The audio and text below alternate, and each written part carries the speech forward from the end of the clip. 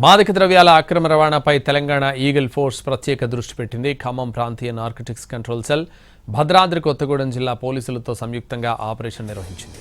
భారీ మొత్తంలో గంజాయిని స్వాధీనం చేసుకున్నారు. బూర్గంపాడు మండలం సారపాకలో నలుగురిని అదుపులోకి తీసుకున్నారు. 2.62 కోట్ల విలువైన 525 కిలోల గంజాయిని స్వాధీనం చేసుకున్నారు. ఇక్కడ నుంచి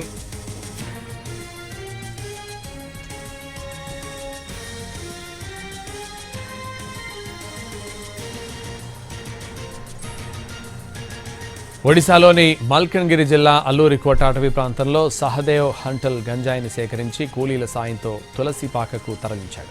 అక్కడి నుంచి మహమ్మద్ సైఫ్ ఫిరోజ్ భాయ్కు చెందిన కంటైనర్లో గంజాయి మూటలను అక్రమంగా రవాణా చేశారు.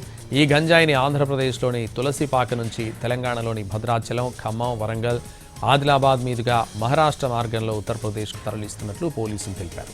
ఈగల్ ఫోర్స్, ఆర్ఎన్సీసీ ఖమ్మం బృందం భద్రాద్రి కొత్తగూడెం పోలీసులు నిరంతరం నిఘా ఉంచి దాడులు నిర్వహించారు.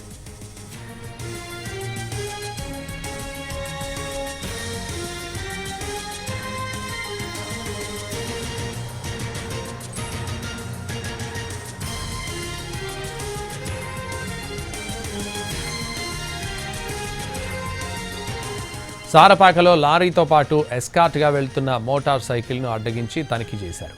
3 నిందితులతో పాటు ఒక బాలుడిని అదుపులోకి తీసుకున్నారు. 525 కిలోల గంజాయి, ఒక కంటైనర్, ఒక మోటార్ సైకిల్, 5 మొబైల్ ఫోన్లు, 10,570 రూపాయల నగదు స్వాధీనం చేసుకున్నారు పోలీసులు.